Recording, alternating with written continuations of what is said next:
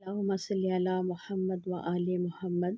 بسم اللہ الرحمن الرحیم۔ السلام علیکم ورحمۃ اللہ وبرکاتہ۔ آج ہم ضیاء القرآن میں ہم قرآن کی وہ آیت پڑھنے جا رہے ہیں جو نفاق یعنی دو رخے پن کے بارے میں ہے۔ ایسے لوگ بظاہر ایمان کا دعویٰ کرتے ہیں مگر دل کے اندر ایمان نہیں ہوتا۔ آئیے سنیں رب تعالیٰ اپنے کلام میں کیا فرما رہا ہے۔ وَمِنَ النَّاسِ مَن يَقُولُ آمَنَّا بِاللَّهِ وَبِالْيَوْمِ الْآخِرِ وَمَا هُم بِمُؤْمِنِينَ۔ ترجمہ: اور کچھ لوگ ایسے ہیں جو کہتے ہیں ہم اللہ اور آخرت پر ایمان لائے حالانکہ وہ مومن نہیں۔ تفسیر: سبحان اللہ، یہ آیت بہت گہری اور خود احتسابی کی دعوت دینے والی ہے۔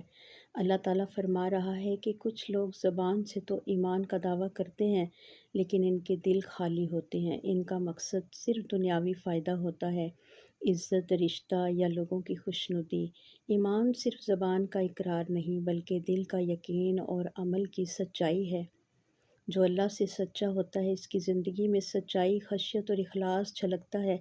حضرت عبداللہ بن مسعود فرماتے ہیں ایمان صرف باتوں سے نہیں بلکہ دل کے یقین اور عمل سے ظاہر ہوتا ہے۔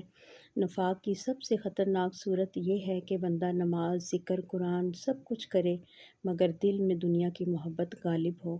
ایسا ایمان صرف زبان کا رہ جاتا ہے، روح تک نہیں اترتا۔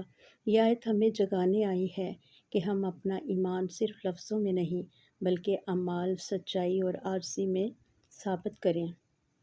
آخر میں دعا ہے، اے اللہ ہمیں منافقت سے بچا، ہمیں وہ دل عطا فرما جو تیرے لیے خالص ہو، ہمارے ایمان میں سچائی، عمل میں اخلاص اور دل میں نور یقین بھر دے۔ اے رب ہمیں ان بندوں میں شامل فرما جو زبان سے نہیں دل سے آمنا باللہ کہتے ہیں۔